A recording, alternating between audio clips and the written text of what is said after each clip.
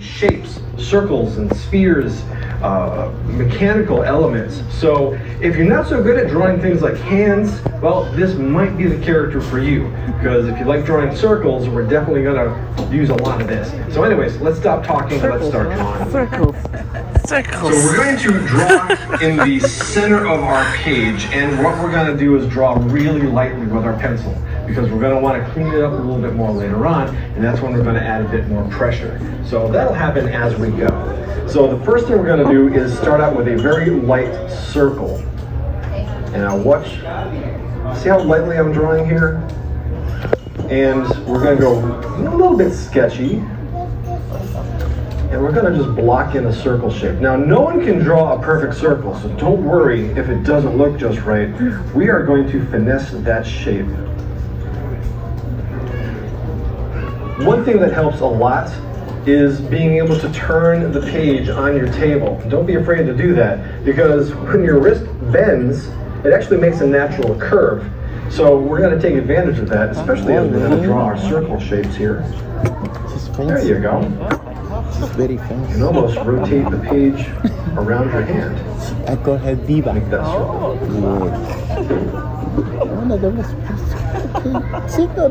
He's got circles within circles within circles and a lot of detail. Now, we're not going to draw all the details on him, but we are going to draw quite a few. The best thing to do when drawing a character like BB-8 is to have a reference.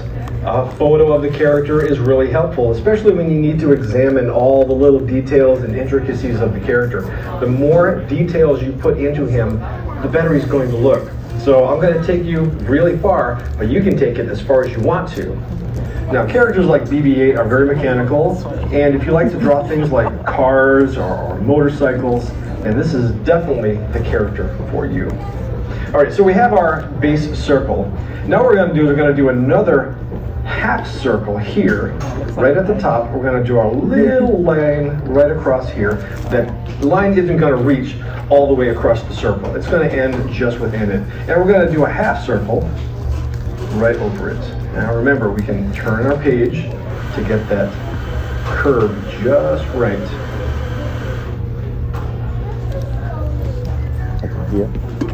Now when you're drawing from a reference, some people say, oh, that's cheating. Actually, it's not. That's exactly the way you have to draw. Having something to look at while you're drawing is how you're learning, and you're getting better with every single drawing. As a matter of fact, I never draw without using a reference.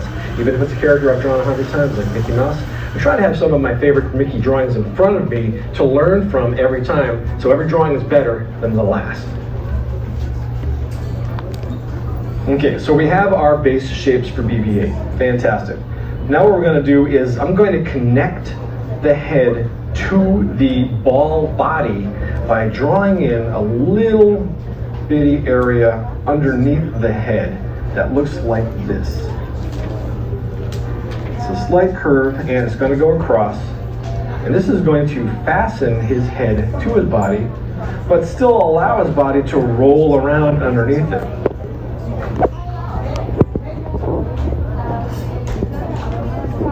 Go. So, since his body is a ball, when he stops rolling, like any ball, like a basketball or a tennis ball, it's never going to stop perfectly up and down. It's actually going to be off to the side, maybe to a little back. We're going to do that same thing. We're going to have his body kind of skewed off to the left. So we're going to draw a center line. And that center line is going to go diagonally across his body.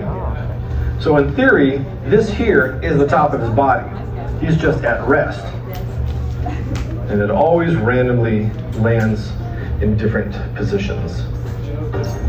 Some of my earliest memories that inspired me to become an artist was definitely films like The Rescuers and Robin Hood, you know, the films of the 70s. I really was just so taken into these stories. And then when I had a chance to visit Walt Disney World, I was now in the stories and thought, this is fantastic. How can I be part of this? And even more than the films, or what was being shown, I was very interested in what was going on backstage. How was this created? Where were the designs coming from? How were the characters being drawn? What does it take to make these amazing products that create such fantastic emotion? Mine looks like the bad guy. Okay, how are they all looking? So good? Terrible? How can it look terrible? It's just a circle. It's a circle. At least it kind of looks like BB-8 already, right? It's coming together. We've got to trust the process with Lon. He seems, you've got to trust the process. He moves quick, he's a professional, but you've got to keep it all together, follow what he says, even if it sounds crazy, and I promise you it will come all together, okay? Are we ready for the next clip? Perfect. So another thing we're going to do is draw a horizontal line. Now remember, he's round, so that horizontal line should wrap around the ball. And to give it a little dimension, I'm not going to draw it right in the middle, I'm going to draw it right down here. And that's going to help show us possibly where the center of his body would be. So, he has a pattern of circles all around his body. Now watch how big I make this circle, and you go ahead and repeat it. So the first one we're going to draw is going to be right up here. And we're going to call that the center of his body. See how big I'm drawing it? Remember, going really lightly. That way you can change it if you need to. You can draw it out, you can make it smaller. We're going really light and sketchy. And again, don't worry if it's not right. It doesn't have to be. We're learning and we're sketching. Now, as this shape moves away from the center of the body more and more, it's going to start warping as it turns around and folds over this sphere. A good way to learn how to draw round shapes like this is try drawing a basketball. There's a lot of really nice lines around the basketball that helps define the shapes. Same thing with a tennis ball, even a football. All right, so we have our base, we'll call it the belly shape. Now we're going to need to draw them patterned out also like a soccer ball. We're going to draw another one down here. Now just kind of look at the size and draw some invisible lines coming down towards the bottom of the body. That's about the size we're going to have that also. Maybe we're going to draw a couple little dots to help line it up so I can see it. And then, going back to our reference, we're going to see how far apart these circles are. All right, now that we've seen it and we've studied it, let's go ahead and draw it.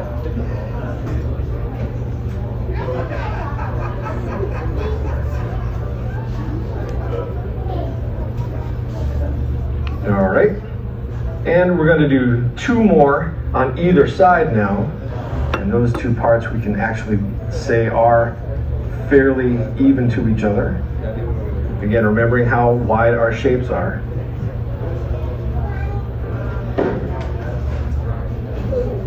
All right. When you are working on your own and working as part of a team, when you're on your own, you are trying to be the best at what your responsibility is. Everyone in this machine of people has got a responsibility, and it's up to you to do your responsibility as good as it can be. So let's just say I'm drawing a certain character for a film. I want to make sure that that character looks proper when it's with other characters being drawn by other people. So you have to work very closely together with them. If I'm working on something for the theme parks, if I'm designing a parade float, I have to work with the lighting technicians and the sound technicians to make sure that everything's working together as it moves down the street. It sounds good. If there's lights on the float, it looks proper. Things are working together with the entire team. All right, how are our spotty circles looking? So good? There's no way it can look terrible. It's a spotty circle. Remember to trust that process. I'll give you a few moments just to catch up, just to study how each kind of dot is very lined up and symmetrical with each other. He's quite a symmetrical character, being a robot and all.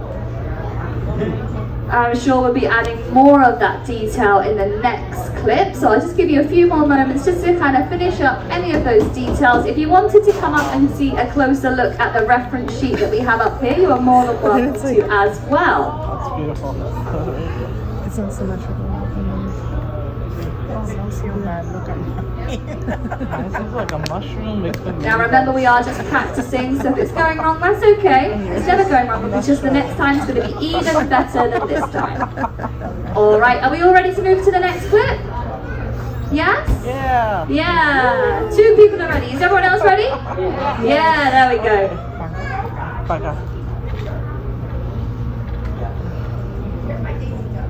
So we did that one circle. Get ready for some more circles. We're going to do another one inside this shape. Now again, going back to our reference, we can see how thick those lines are. That circle has an orange shape around it. We can see how thick it is. So now let's go ahead and do that. Real carefully. The more parallel you can make these lines to the outside circle, the better it's going to look. So he is a mechanical creature. He's a fantastic droid.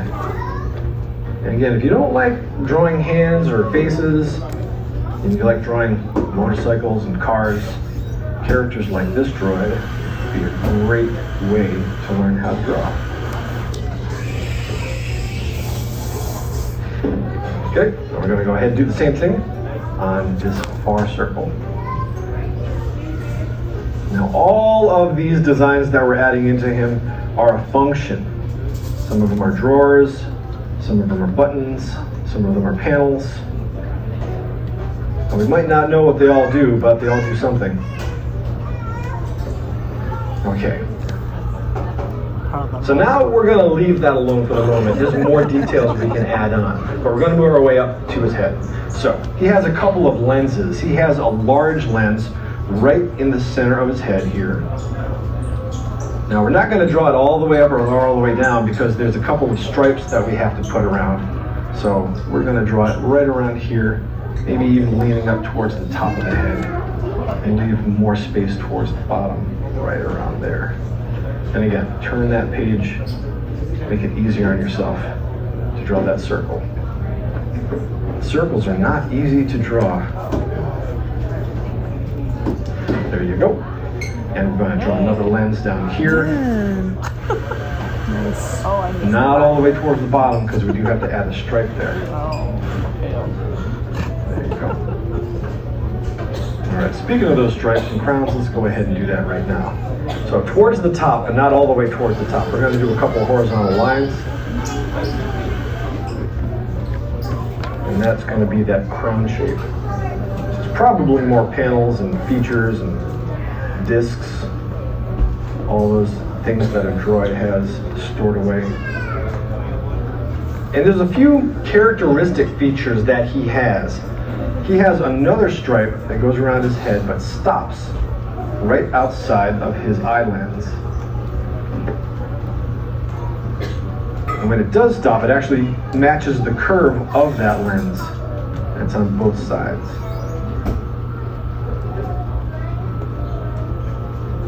There you go. Other areas where artwork becomes helpful is if you want to be an interior designer, or if you want to be an engineer, or if, say, you want to build robots.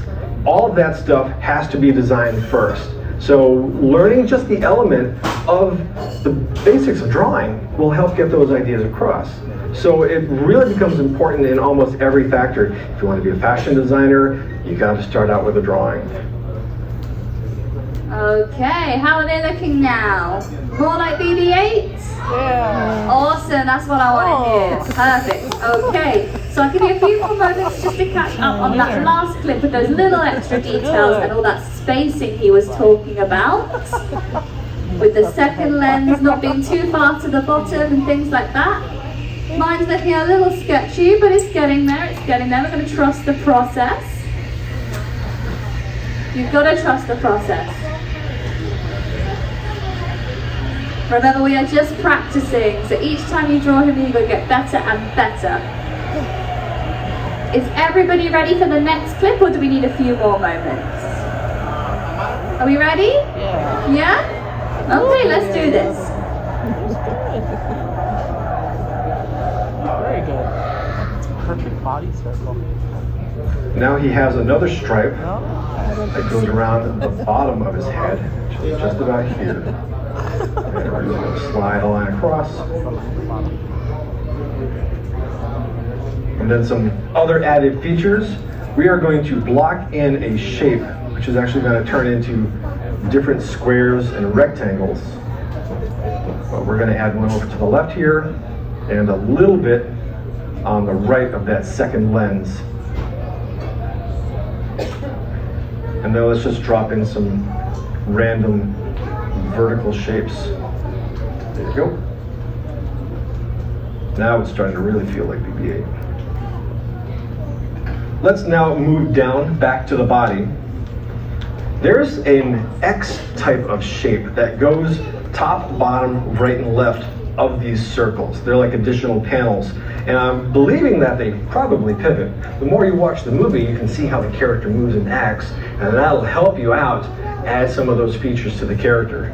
So we have some square shapes that are on the right and the left, top and bottom. Now this disc pattern rotates, so it's not going to be exactly where they are on the next one down. As a matter of fact, it can be off to the side. This.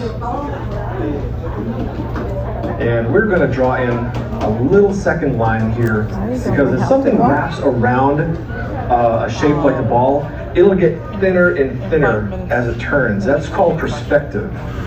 Another fantastic thing to study when you're an artist, especially when you're doing landscapes, or a house, or a building, or some interior design, if you like to decorate a house. When we were to draw a character, a lot of people ask about this. How many drawings does it take to do an animated film? 1 million+ drawings. And I'll tell you why. Every second of film has about 24 frames. We'll do about 12 to 24 drawings for every second of film. It takes about an hour or so to do one of these drawings just right.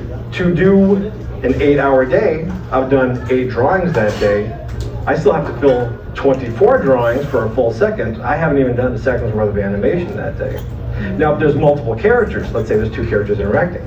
Now, instead of 24, there's close to 50 drawings for 1 second of film. So that's a lot of work that goes into these features. All right.